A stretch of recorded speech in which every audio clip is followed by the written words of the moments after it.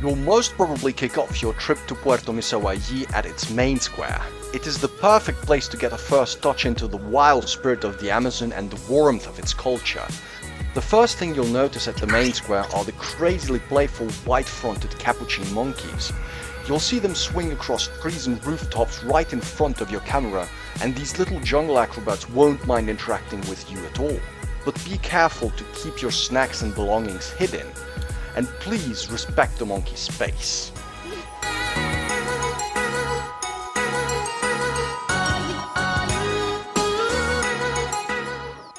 One other highlight that I absolutely recommend at Puerto MISAHUALLÍ's main square is meeting the women of the indigenous Waorani tribe.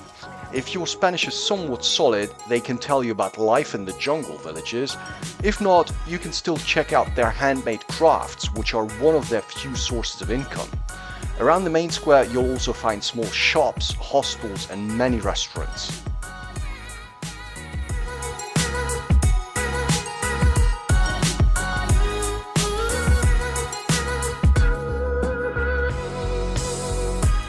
Puerto MISAHUALLÍ is an absolute paradise for food lovers eager to try the local eateries.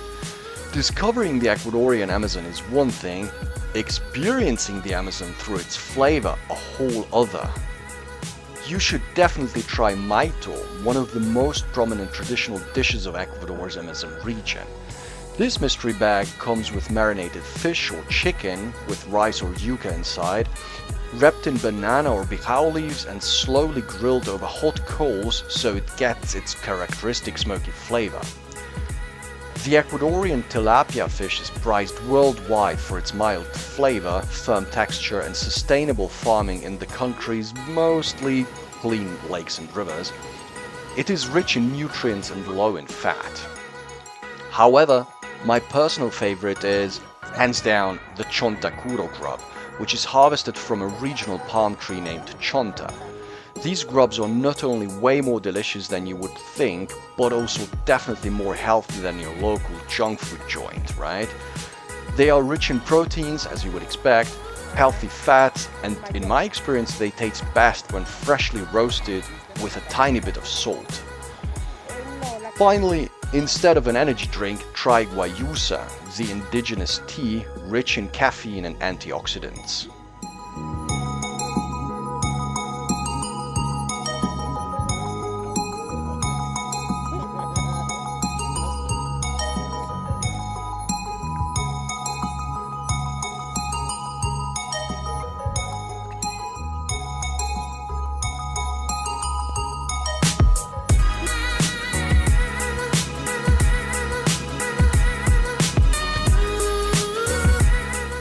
Monkey Beach is without question one of the town's most iconic spots. It's located right where the MISAHUALLÍ River meets Napo River, Ecuador's main Amazon artery. Here you'll definitely find, guess what, some more monkeys running, snacking, jumping, biting or stealing your shit. On weekdays, the sandy shores of this beach will most probably be empty.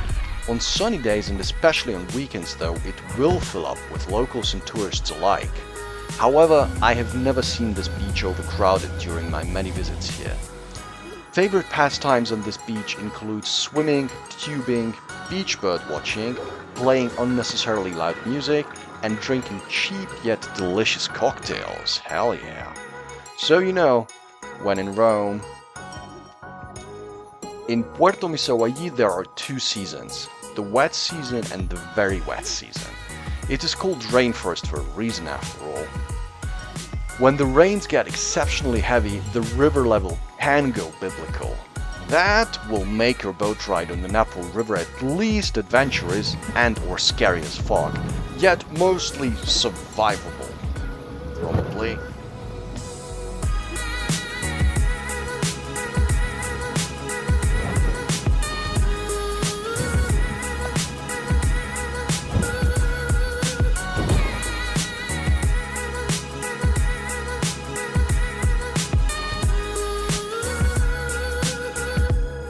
In order to get a smoother experience, however, I recommend going for a boat ride on a sunny day. You'll very probably take the boat anyway at some point, given that many of the most spectacular places of Puerto MISAHUALLÍ are along the shore of Napo River. This river is not only Ecuador's biggest, it is also a direct tributary to the Amazon River, which it meets in the legendary town of Iquitos, Peru. The Napo River used to be the main highway for the indigenous tribes since times immemorial, before the road between the towns of Tena and Coca was paved in the late 1980s. This trip takes you past dense rainforest, tiny riverside communities and jungle wildlife. Sometimes you'll spot birds and monkeys. However, keep in mind that the forest on these riverbanks is secondary, not primary rainforest, recognizable by the thinner tree trunks and more underbrush. And the amount of wildlife is not what it used to be, as I was told by some of the more knowledgeable locals. Keep in mind that most boat tour prices are calculated for day trips for a group, so they start from $70 as of 2025. So I recommend teaming up with a group or taking a mainland taxi in order to reduce costs.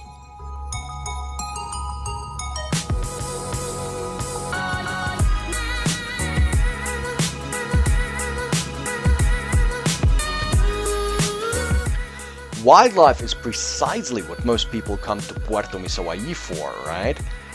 Hidden in the forest and not known to many, Laguna Caiman is a somewhat mysterious and definitely calm wildlife spot away from the noise of the town. It lies on the banks of the Arajuno River, a smaller tributary to the Napo, not far from a village named Aguano. Here you get to see how the locals live in the rural areas, and they will fill you in on the local plants, including banana trees, cocoa trees, walking palm trees, yes, walking palm trees, that is a thing, and heliconia, just to name a few. But that's of course not the main attraction of this place. The dark, swampy, murky waters here are home to a bunch of caimans, little ones and big ones, and all of them hungry.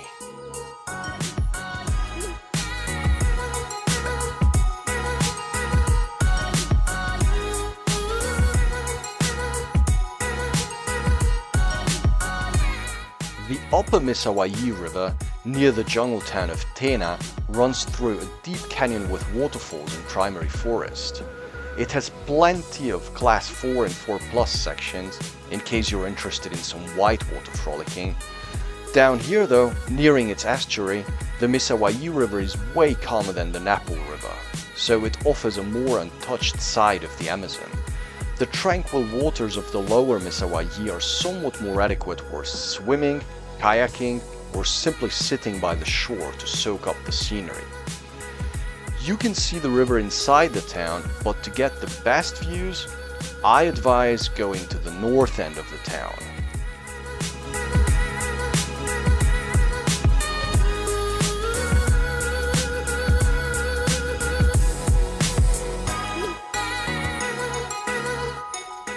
Very close to the MISAHUALLÍ River lies the legendary ceibo tree. This isn't just any tree, it is a living monument. This giant ceibo is considered the largest tree in Ecuador by trunk girth and one of the largest in the entire Amazon basin. It reaches 60 meters height and measures 20 meters of circumference and has an estimated age of 300 to 400 years. The wood of this species is soft and easy to work with, so that it was traditionally used for canoe building and light construction. Also, the indigenous Quechua and other Amazonian groups have long used various parts of the ceibo tree for medicinal purposes. Now, this giant is a 20-minute hike from MISAHUALLÍ Main Square, or a 3-minute cab ride. They will open the gate for a $1.50 entrance fee, and you can walk there in basically 3 minutes from the main road.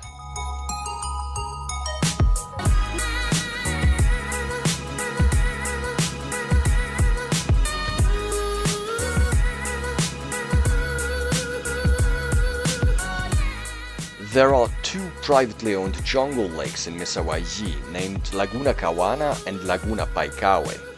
In both lakes you can take unmotorized canoe trips to immerse totally into nature and to spot wildlife you are not likely to see easily elsewhere. Since the bridge connecting both sides of the town has fallen, the best option now is just taking the boat to the other shore for 50 cents. I went for Laguna Paikahue first, because this is the closer one. This 7 hectares large half-natural water reservoir is surrounded by lush vegetation and is constantly alive with calls of jungle creatures. A local boatsman will take you on a calm and meditative boat trip with tons of options to spot birds, monkeys, and Ecuador's largest freshwater fish named paiche. This lake itself is slightly more photogenic than Laguna Cawane, but the quality of your experience will heavily depend on the boatsman you get.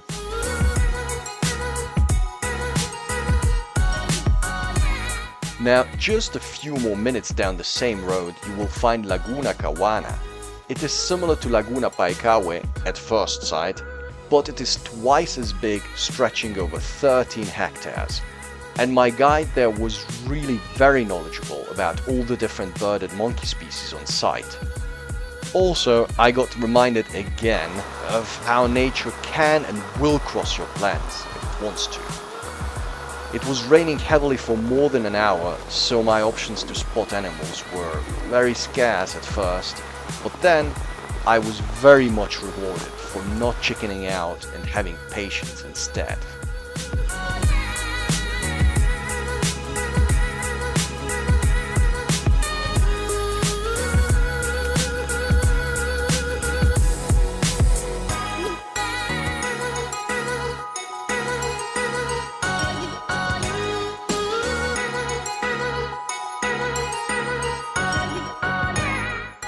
No visit to the Amazon is complete without a proper jungle walk.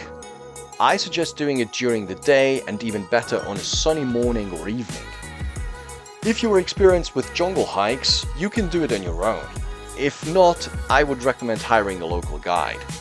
The trails lead you not too deep into the forest, but to where every step will reveal new plants, insects, fungi, and other creatures you have definitely never seen or dreamed of before. As long as you know where to look, of course. You can make your jungle hike easier and more survivable by wearing hiking boots or rubber boots, long-sleeved shirts and pants, unlike me, taking a light raincoat or poncho with you as you'll most probably be poured on at some point. More importantly, stay on the trails and look where you step or touch. I mean, just generally don't do stupid shit, okay?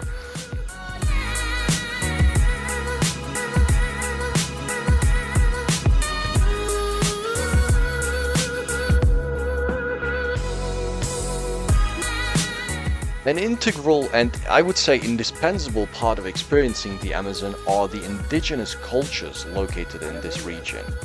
If you want to experience a truly human connection with the indigenous Quechua locals and their folklore, Xipati Lodge is one of the best places to do just that. Their live music performance is certainly not as immersive as spending days in an indigenous village would be, but it is definitely more authentic than many staged and touristy indigenous performances I've seen in Ecuador. This live music performance definitely offers valuable insight to visitors into the music, the food, and the traditional dance of the Quechua community. Another huge plus, you will get to experience some exotic jungle species while interacting with the locals.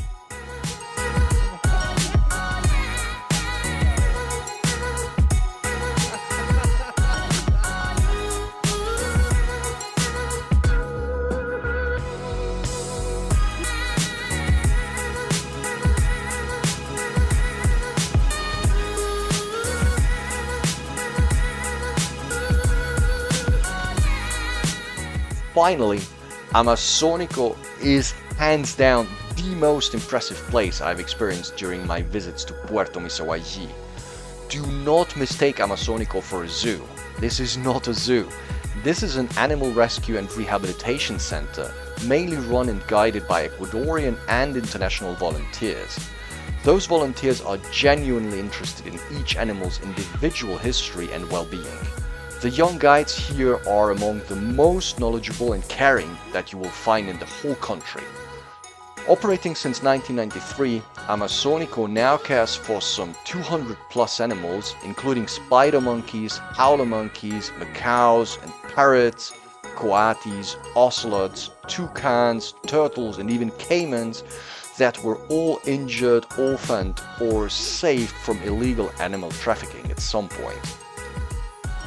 This center has reintroduced around 1,500 animals since its existence. Reintroduction is only possible for those animals that can actually return to the wild because they have not been damaged or traumatized too much by human activity.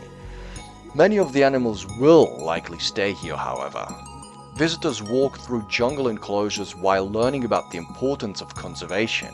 Here, every animal has a story, and every visit helps support their recovery. Again, Amazonico is not a zoo. It is a prime example of how both locals and foreigners can give back to the Amazon and protect its future.